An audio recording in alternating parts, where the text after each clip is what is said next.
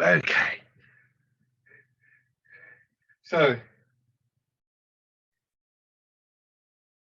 standing, go back a little bit so my arms don't disappear. Feet parallel, weight a little bit forwards.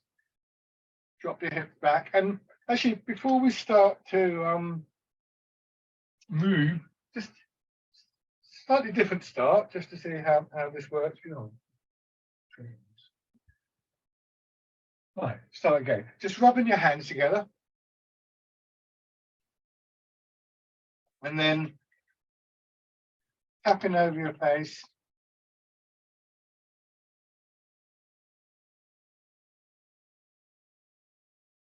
Over your head and neck. Down to one shoulder. And your arm.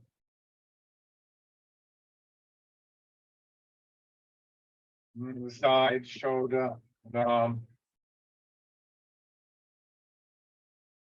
Lightly onto your back. Around your hips. Legs.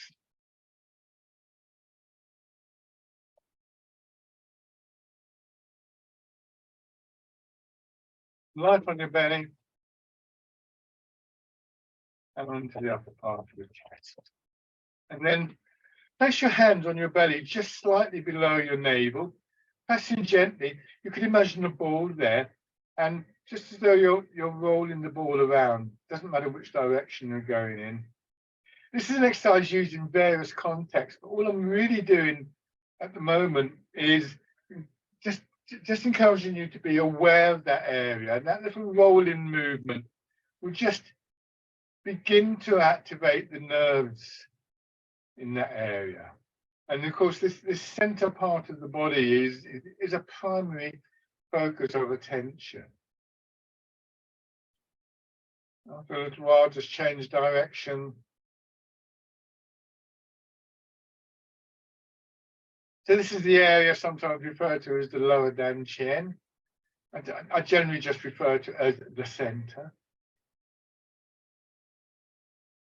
So you just get a sense of, there is that area there. You can feel some kind of movement there. And then turning, you can see my arms moving, see my legs moving as well. It always seems to happen when I have my hands in this position. But as soon as I drop my hands down, I keep on turning. Now it's easier to actually let get my knees to remain in line. But the key part about that little exercise is just that, oh yeah, there's something happening there. You can feel the movement. And so we can begin to focus our attention through that part of the body. It's the hub of the wheel. Or as one of the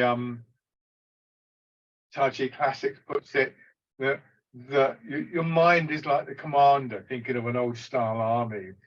Where, the general or whoever would stand on the hill looking out, and the center of the body is the banner. So the orders would go to the banner, and the banner would move, and the army would follow the banner, and information would come back.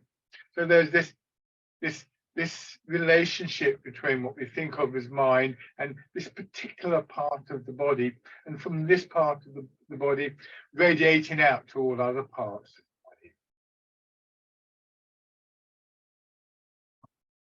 It's the same part of the body that you really want to get that sense of dropping through.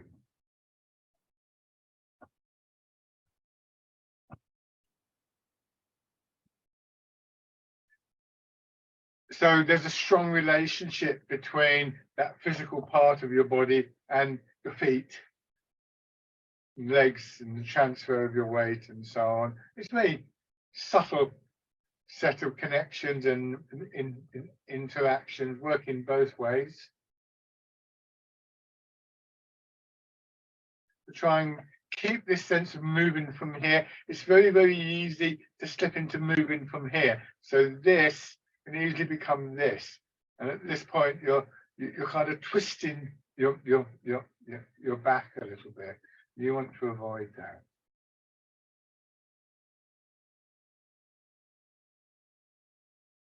Remember that shift of our attention to the upper part of our body and our arms and hands is actually quite a natural thing for us to do, something that we've evolved to do.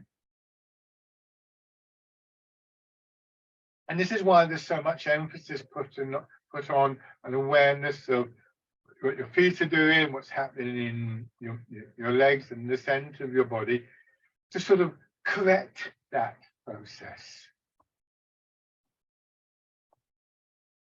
When we move from the center, when we've got the root and we move from the center, we just automatically start to move in a more fluid way. And those fluid movements, the quality of the movement in Tai Chi, again, is not something that we focus on a great deal because it happens. It's not that we don't think it's important. And I think there's been some research done that suggests that meditative breathing techniques are actually able to have an effect on what's known as the parasympathetic nervous system. The parasympathetic is the sort of like opposite the balancing system to the sympathetic nervous system. The sympathetic nervous system is sometimes described as the adrenaline system, you know, kind of fight or flight. So some people refer to parasympathetic as the rest and relax system. And so, you know, if the breathing techniques work like that, then the breathing is a form of movement. It seems quite likely that the flow of the movement that we generate in Tai Chi really has a similar effect. So it's just the effect of moving in this way, moving properly from the center of your body. And particularly if we can do so with that sense of awareness, bringing our attention back to the body, really helps to generate this deep sense of calmness that is very much a feature of the movement.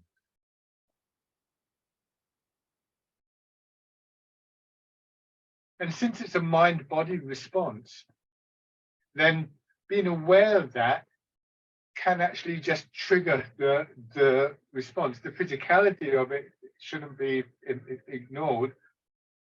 And obviously in a Tai Chi session, you know, we do this a lot. So by the end of the session, you can really feel very calm and quiet. And it's not necessarily going to be like that if you're stuck in a traffic jam or, you know, busy and too much going on. But it means you can at least access a degree of that quality of stillness. Raising your arms.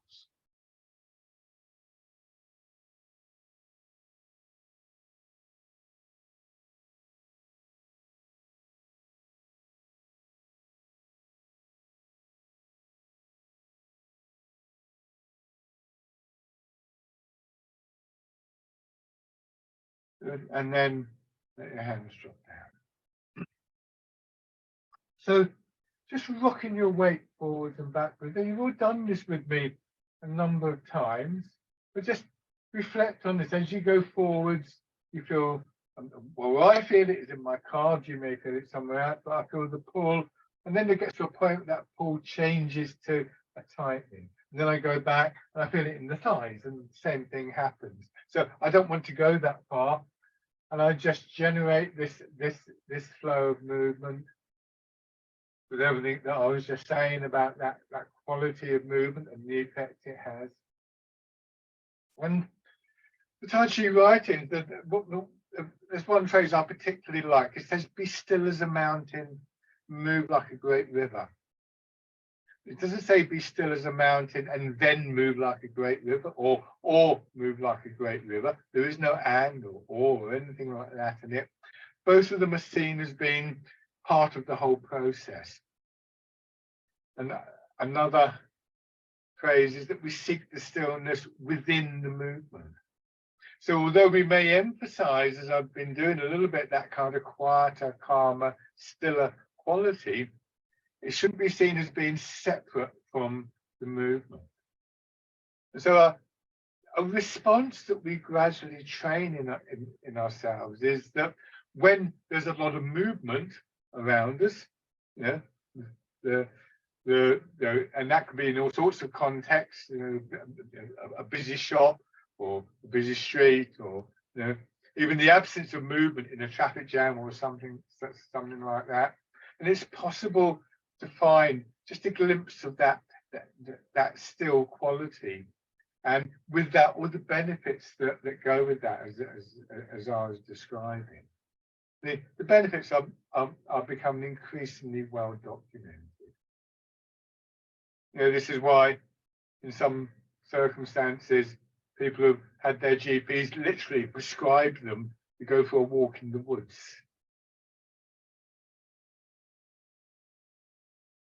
So just see if you can find that central point, that point of equilibrium, where the pull of gravity through your body, it's another useful reference point, is down into your feet rather than slightly forwards or backwards. And again, gravity is always with us, isn't it? So just recognizing how gravity works through our body and adjusting to that can itself sort of trigger this quieter response. Notice any effect on things like your breathing, where you feel the movement of your breath.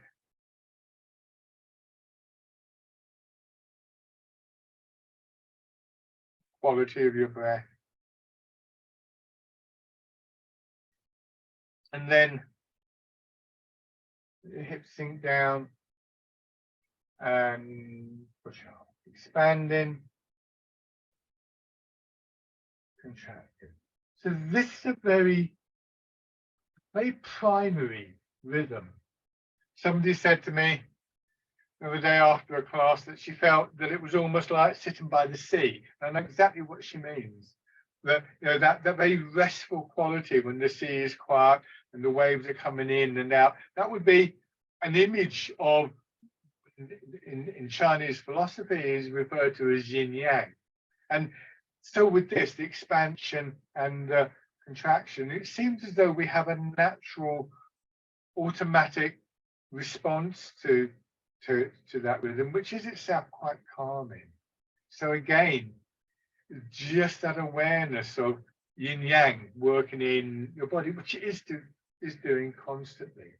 Here, we're exaggerating it, we're allowing ourselves to go down, and then we're feeling the push up. But even if I wasn't moving, gravity is still working through me. There's still a response from my body. And memory can also trigger responses in our body. And so just being aware of the pull of gravity through your body, maybe making the adjustment, can trigger the memory of that quieter, calmer, and so on and so forth. There's many ways in which this can be taken into our daily lives. And then pushing up, pushing the ball up, and pressing down.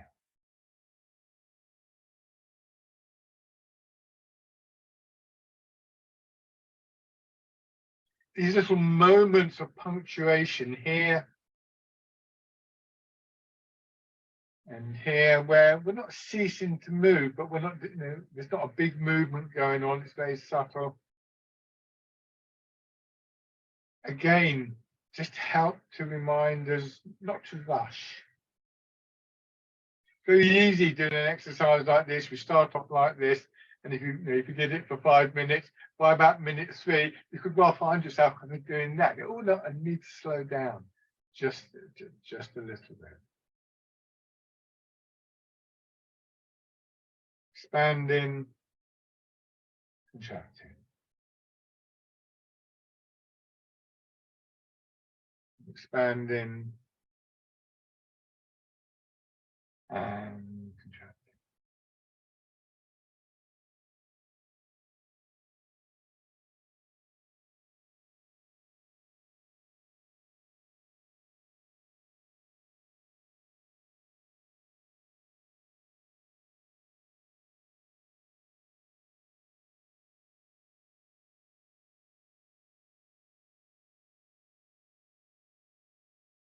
Change into the wild goose. Don't rush the change. Just recognize how strong the urge to rush can be. It feels as though it's almost bred into us sometimes.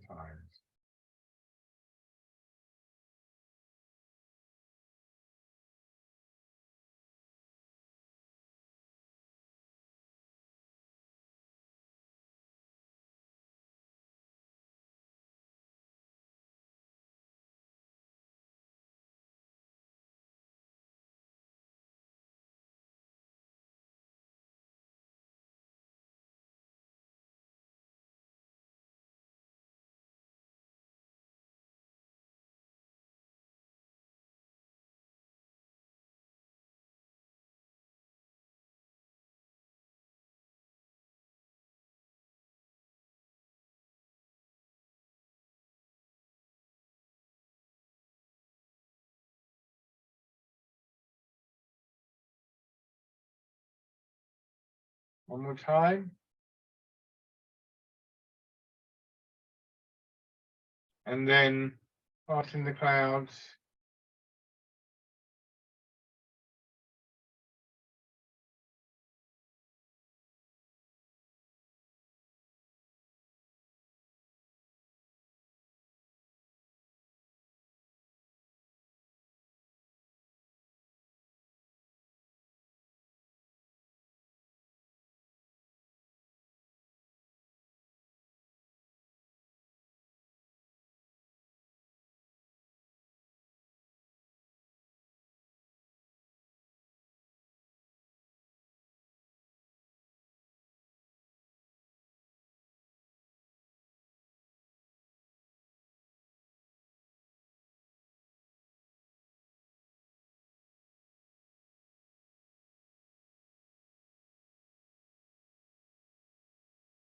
One more time.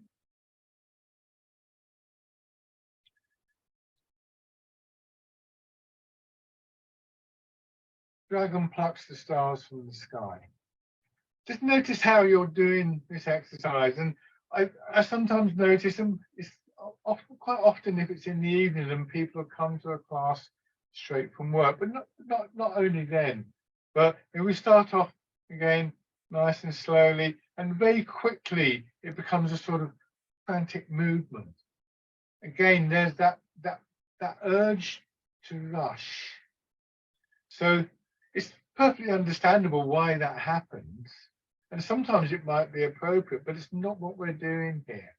And so by bringing our attention into our body and noticing subtle details, we can begin to bring out a bit of a change there. So for instance, when you push your hand up, can you let it arrive in a place that is actually quite comfortable for a few moments? When you bring your hand down, can you just register the weight of your arm hanging from your shoulder before you start to move on the other side? So these details are obviously very useful in terms of getting the movement more correct, which is a good thing, but also in terms of this focusing of our attention and the quietening of our attention.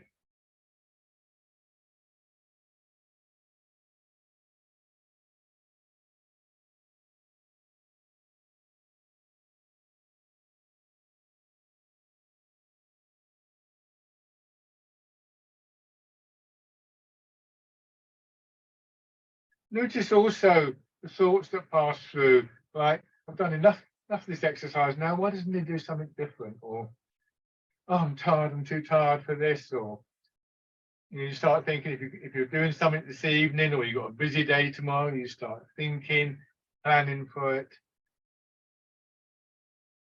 Again, this is all perfectly natural. And times when that can be quite useful, but it's not what we're doing now.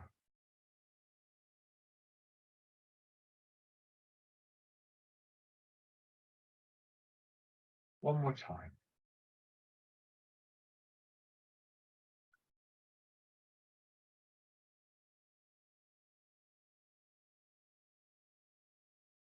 pushing in 4 directions. And this is another exercise where it can be very clear when we start rushing. I find people will quite often, they'll do this, they'll get to here, and then there's a memory that the next movement is over here somewhere, and they miss out huge chunks of the exercise. And it's invariably those parts of the exercise that are indicative of the drawing back in, if you like, the yin part of the exercises.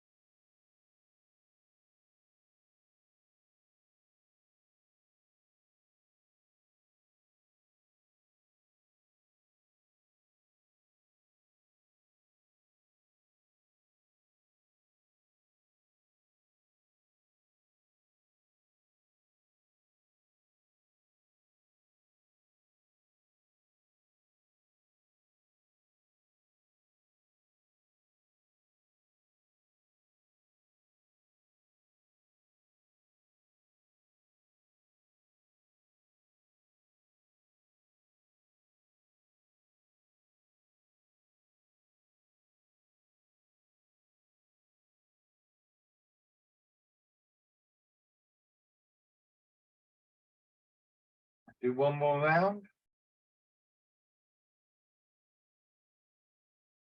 Remember that being the movement in the center of your body. Make sure that there's still some sense of that, particularly when you do the rotating movements, turning movements.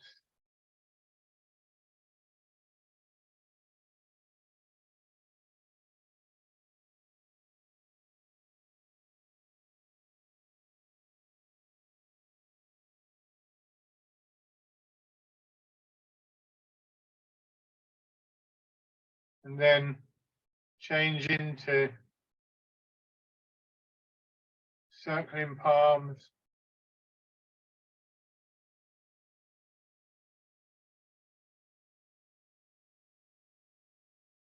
Another good thing to do with that increasingly focused awareness is to notice, for instance, that opening through the side of your body. Maybe even extending down through the side of your leg to the outside of your ankle.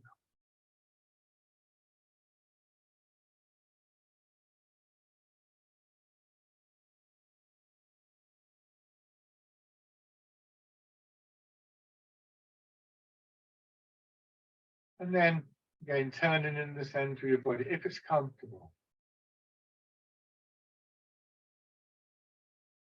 These last two movements employing a horizontal rotation in that center part of the body.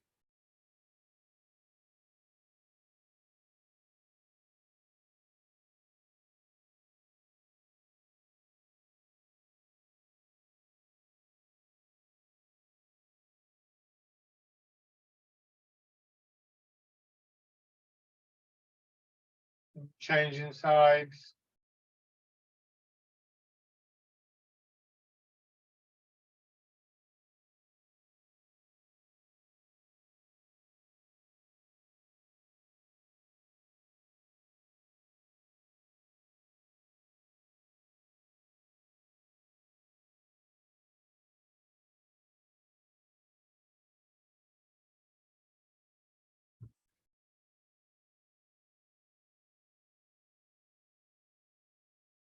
And then to turn.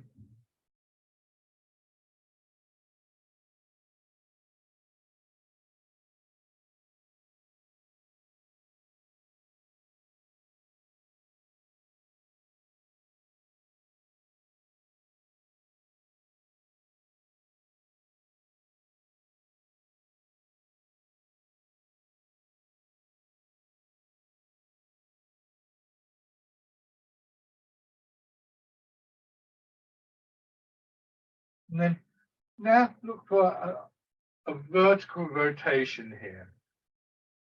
We might go forwards and backwards. So your pelvis is tilting forwards and backwards. Hips are going back. And notice the effect that has on shoulders and head. And then you're looking for like a semi-squat. And think of this in stages. 1, drop back. I'm exaggerating this, you don't have to go this far. 2, the hips drop back, the pelvis tucks under, head comes upright, and 3, you push up. So not only a horizontal direction that the center can rotate in, but also this vertical direction. And this leads us into rowing a boat in the middle of the lake.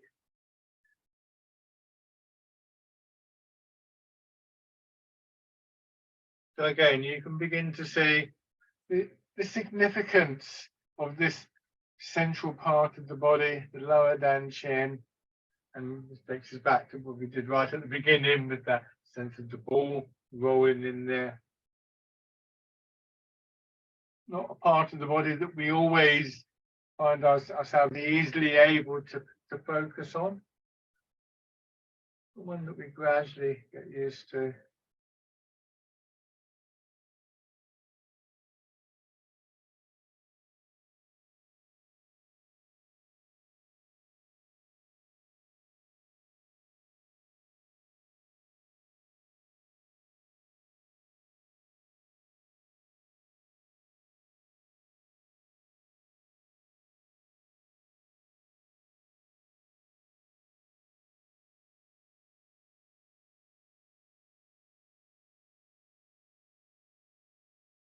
And then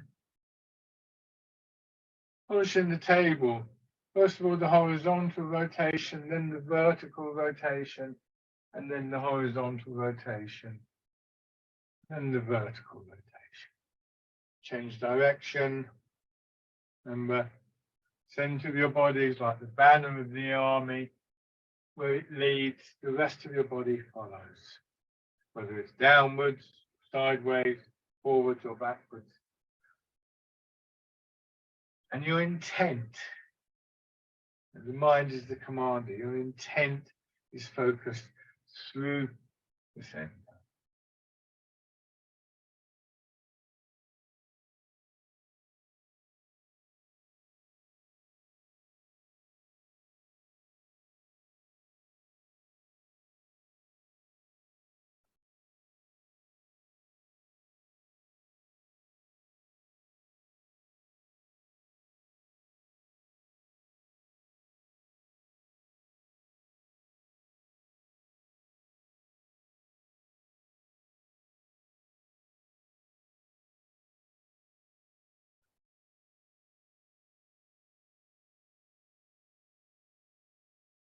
One more time in each direction.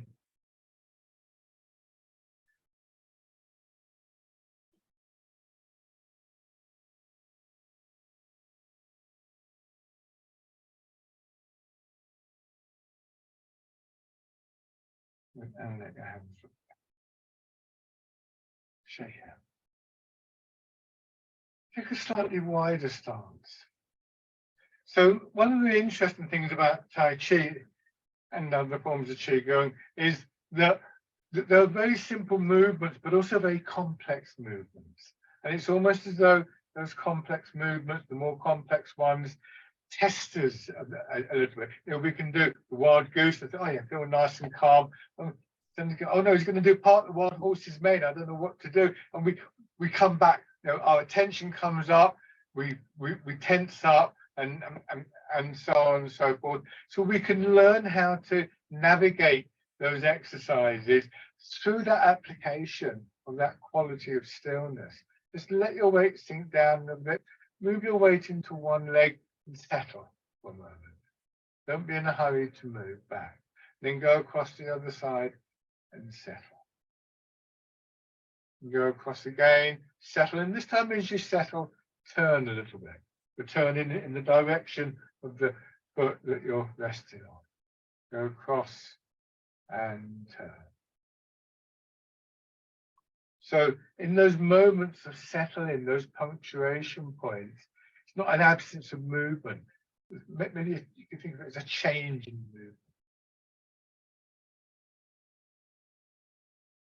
Now, come into your right foot, hold the ball with your right hand on top, your left hand underneath.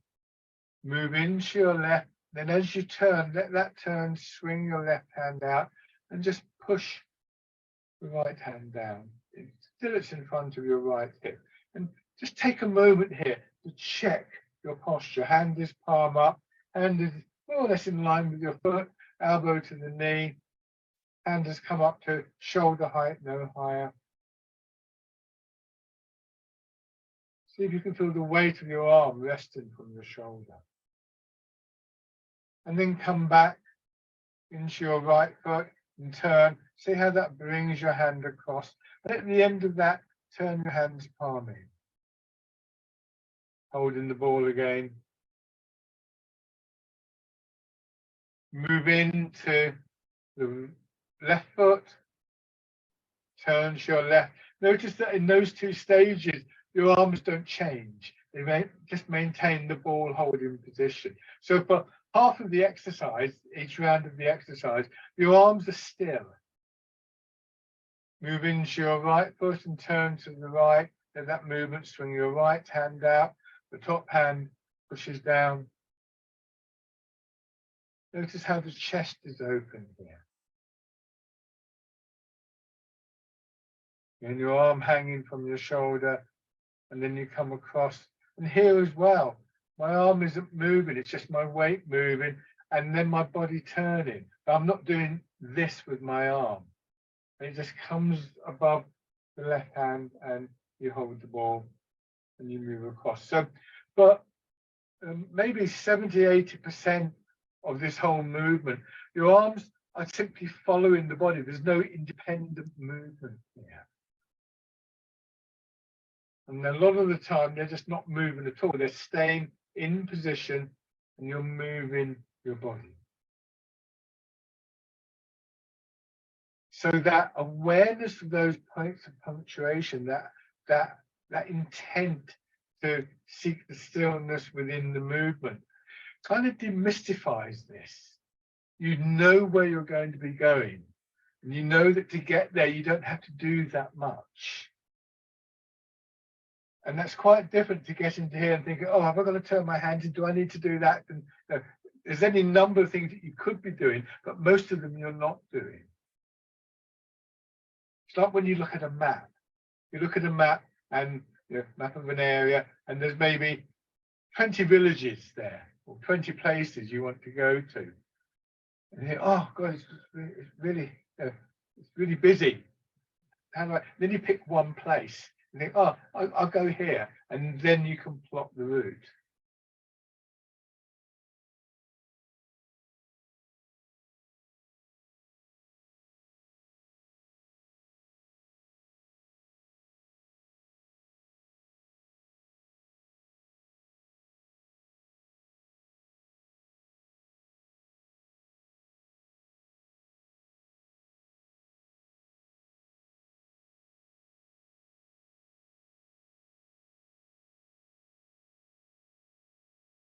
Part in the wild horse's mane. And again, the body expands and contracts.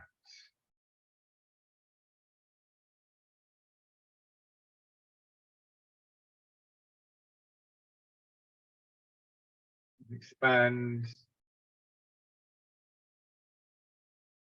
and contracts.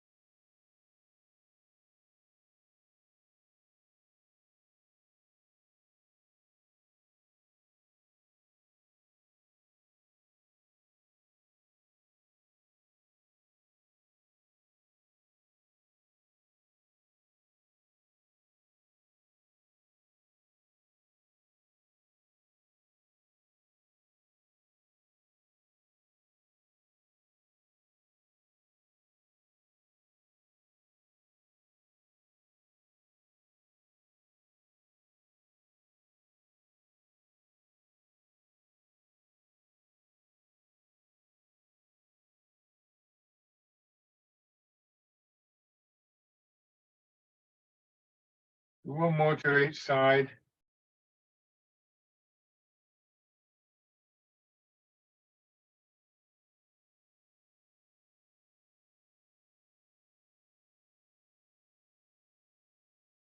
Okay, check out. One foot forwards. Transferring the weight in 4 stages. The main stage, and the most visible stage, is that your weight moves from, say, your back foot to your front foot, the majority of your weight, not all of your weight. What isn't always clear, and it's hard to see, is that there's a moment or two of settling in here. Again, this is a punctuation point, and again, it's not an absence of movement. It's a change of movement from a horizontal movement to a vertical movement, sinking down.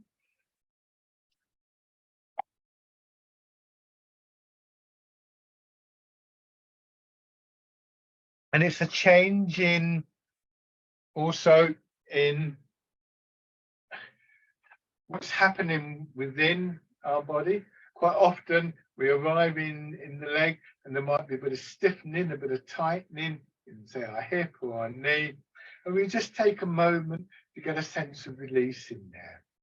And if you're not sure what that means, as you're doing this, if you hold your one hand in a fist, I'll come a bit closer so you can see there, and you grip tightly, you'll feel it all the way up your arm, maybe into your shoulder, uncomfortable in your fingers, and so on and so forth.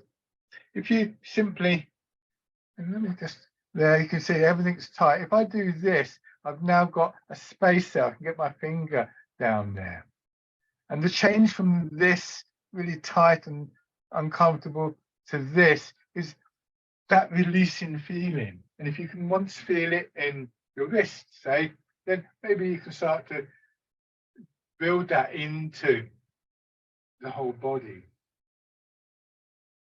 The key thing here is that we're not going from a tightly clenched fist to a kind of floppy arm. We're maintaining the structure. It's just that how we're maintaining it is slightly different.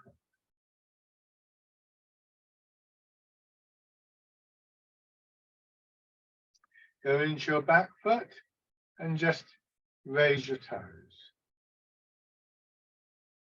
Slightly turned out in your front foot and just rest here for a moment.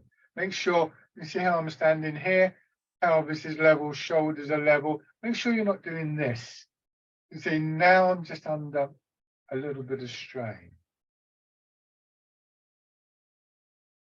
And I think in practice, when we move, most times when we move, we'll go slightly offline. So if we take the time to come back into line.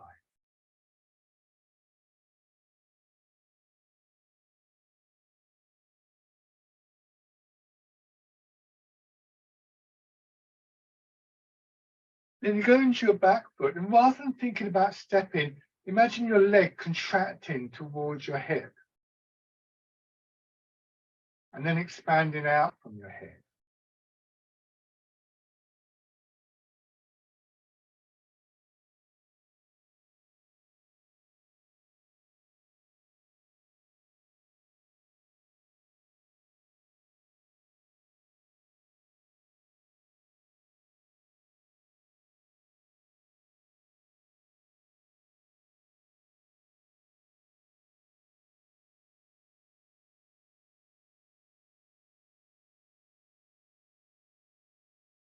And then try on the other side. So remember, 4 stages. Now, one of the interesting things is I was doing this kind of thing yesterday with various classes. And in all 3 classes, all 4 classes that I did it with, I had people doing it well on one side. And as soon as they got to this side, they were into, oh, I've got to start doing this. It was like they jumped over 2, 3, 4 stages in the whole process, as though all that mattered was to do this. But in Tai Chi, we learn to take each stage and to give importance and significance to each stage. Once again, this is as much to do with the effect on mind as it is on body. not in a rush. We know that we're going to be taking the step, but not right at this moment.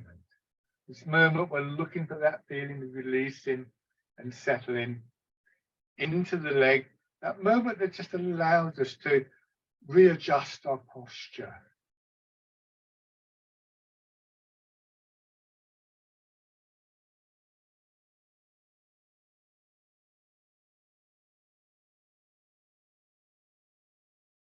And then we start to raise our toes and our heel.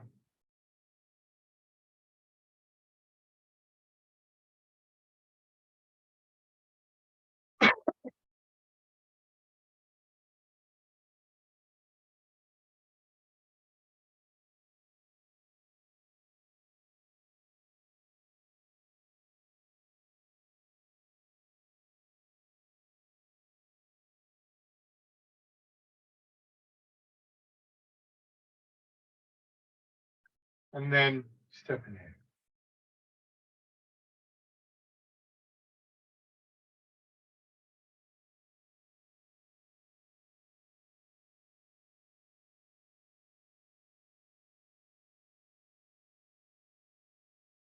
And then contracting, expanding. Maybe you can see that as another aspect of yin yang.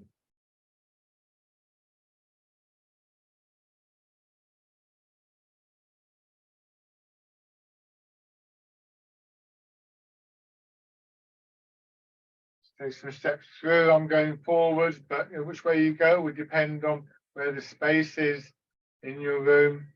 Whichever way you go, the idea is that your foot goes down fully before you commit your weight.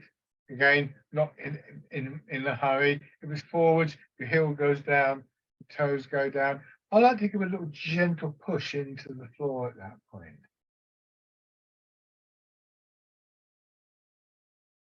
Almost like I'm walking on soft sand, paddling in the sea. I just want to make sure that the sand isn't going to shift and I'll end up falling in the water. When I go back,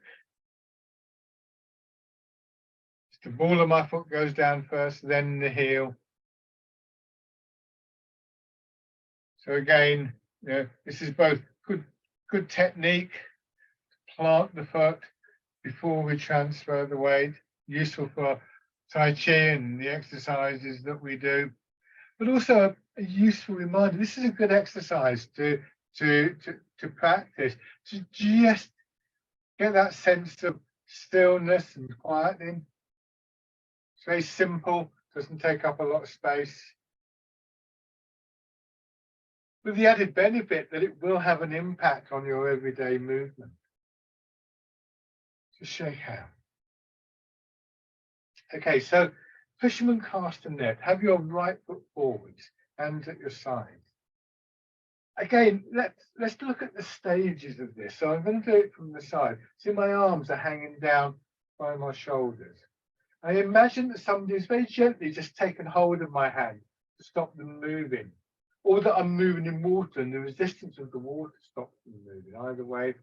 But I move my weight forward, and that means that my hands stay behind.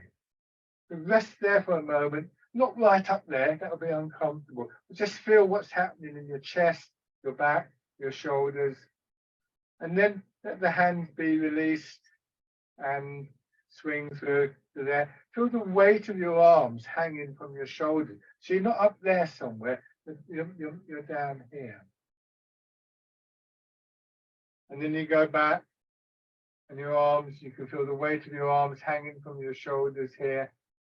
And they'll swing back a little bit, but then your weight begins to move forwards. So the gap between your hips and your arms increases a little bit, and then the arms begin to follow. Again, feeling the weight of your arms as your hips go back. Just gradually let the movement flow a little bit more.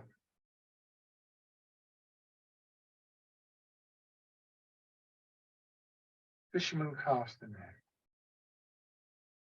So again, we've got reference points, like finding on a map where you're going from, where you're going to, so you can kind of plot the journey, plan the journey. And it's probably a bit cerebral, that idea, but your intent is to find that position for your body, including your arms and your hands here, and to move from that position to the second position that I described.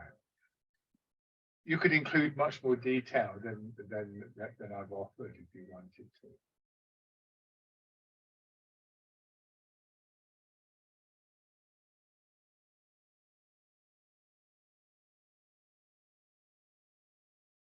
Just feeling the weight of your arms here. Yeah, it's quite difficult, I think, to really feel what's happening when your arms are slightly behind. It's not common for our arms to end up behind our body in these exercises.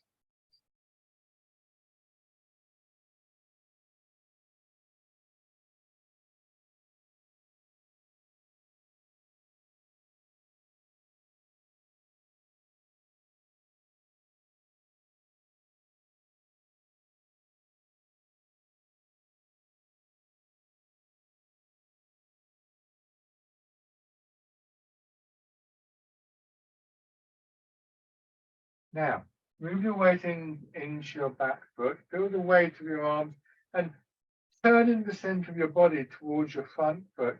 So that swings your arms out. And again, they'll come up a bit like the wild goose. You feel the expansion in your body. Let your elbows drop and see if you just again feel the weight of your arms on your shoulders. Go forward, start to let your arms drop down, still aware of the weight of them as they swing down. You get into the front foot, turn in the opposite direction, and again, just resting there. This is wind blows the willows.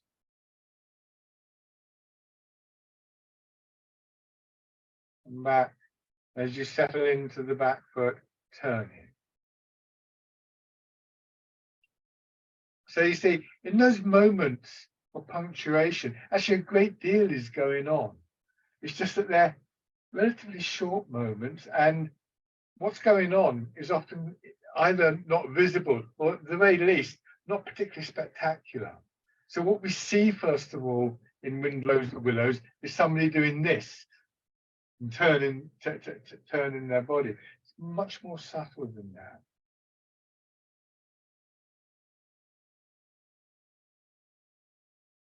And just an awareness of these details helps us to understand that.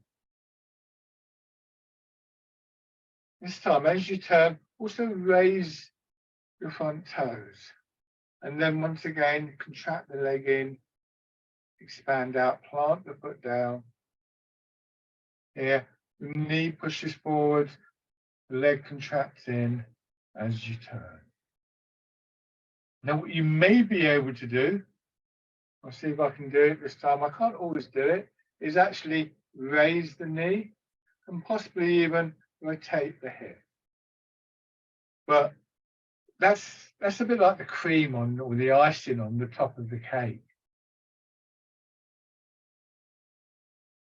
It becomes possible to us with that punctuation, because if I can get here and I'm not tilted over, then I have a chance of retaining my stability while I'm here. So once again, it's that almost those hidden moments of punctuation that can help us to navigate what is undeniably quite a tricky exercise. But you may notice a temptation, a tendency to get to here and go, oh, I've got to do this. And then think, well, I can't do it. Well, no, because you're missing the stillness. So cultivating the stillness.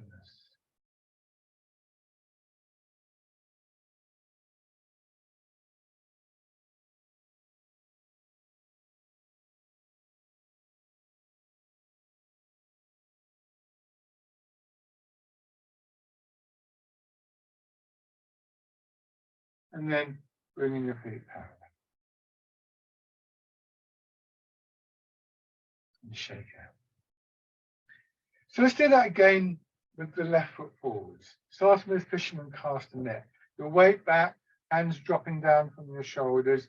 Move your weight forwards, but your hands get left behind. Somebody holding on to them with the pressure of the water. So have that opening across the chest develop, very gentle. And then that contracts and that helps to bring your arms through. Now your arms hanging from your shoulder, but slightly out in front here. And now the opening, the expansion is across your back. And again, you go back here, and then part of what helps bring your hands through is that contraction across your shoulder blades, across your back. So although a primary driving energy here is the transfer of your weight, there's opening and closing in the chest as well, and other things too. You may notice other things. Don't wait for me to tell you what to feel. What do you notice with that quieter, calmer attention? What do you notice in terms of the movement between your hips and your shoulders? Where do you feel the expansion? Where do you feel the contraction? So a quieter attention helps us to become aware of these punctuation points, but focusing on the punctuation points quietens our attention even more. It's not a one-way process. This is not mind over matter or the mind feeding the body. It's what happens when mind and body start to move together.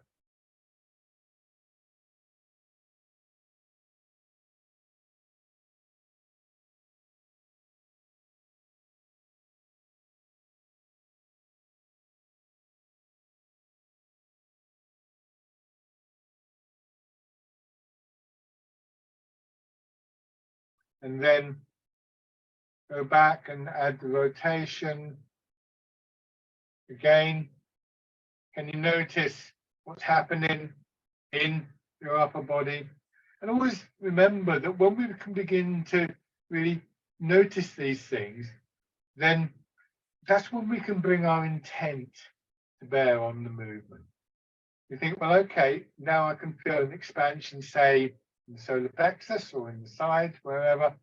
So as you go to do this, you turn and there's an intent to open in the solar plexus. And again, you can just leave your arms resting there for a moment, because you haven't strained to bring your shoulder, to bring your arms up. You go forwards. Your intent is to expand through your body to push your arms out. They can hang there comfortably for a few moments.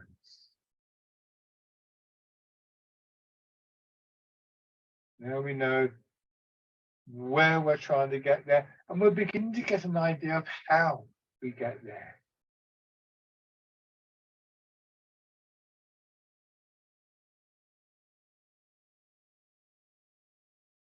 And then contracting the leg, maybe lifting, rotating the hip.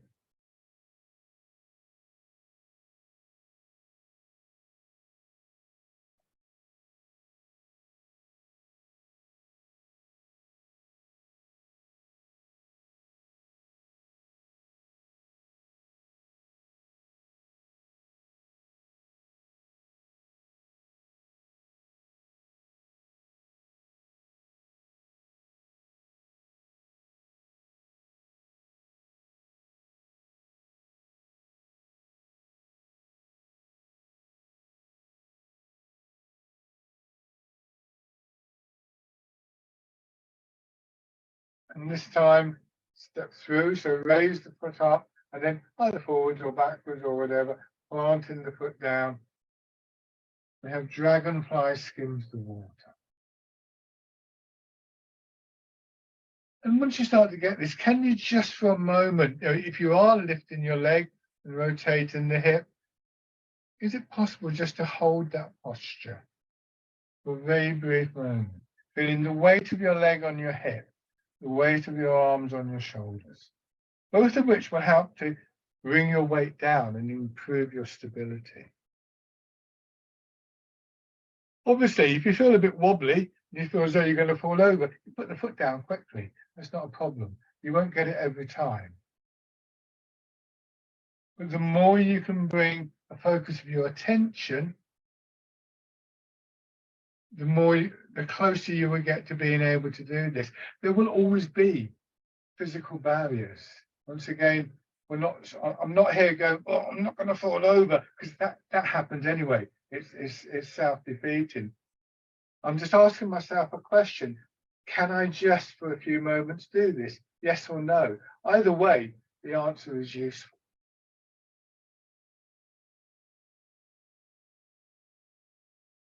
And then bring your feet down.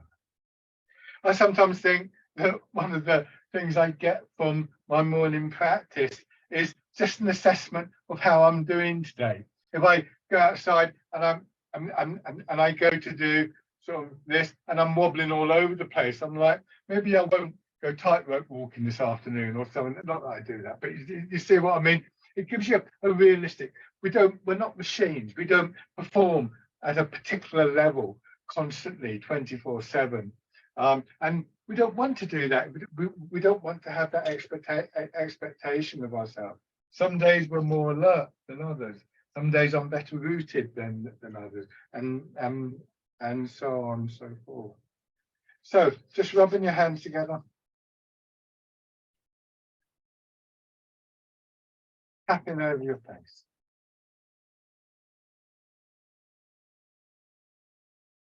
Over your head and neck.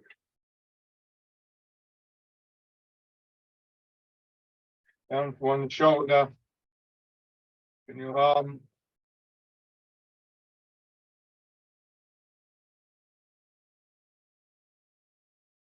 The other side.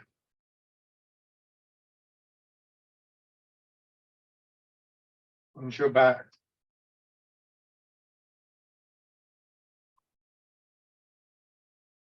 And around your hips. Your legs.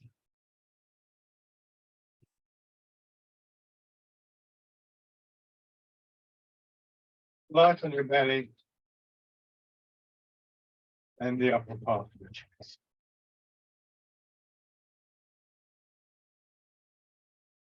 We don't perform all the time. We're not machines.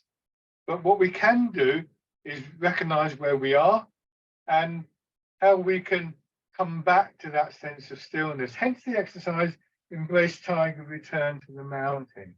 So as you do this, sink down, push up, arms coming out, and beginning to circle around. This is the start of the return. And what do you notice? What is it that brings you back? It could be the pull of gravity, the weight of your arms or your hips. It could be the contraction, the yin stage of it, the feeling of movement downwards through your body. It could be the image of the mountain or just a memory of settling. It could be lots of things. But what would you want to take with you out of the class into that slightly more hectic environment that we call our lives? Something you can call on very simply.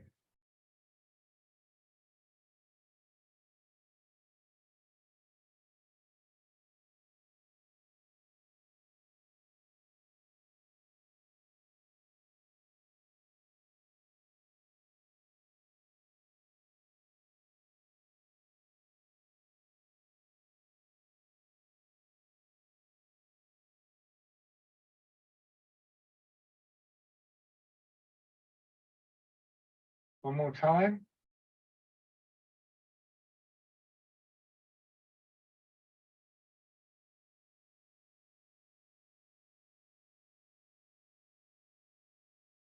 And stand.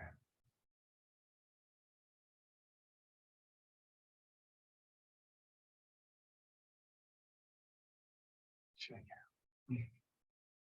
Thank you very much, everybody. So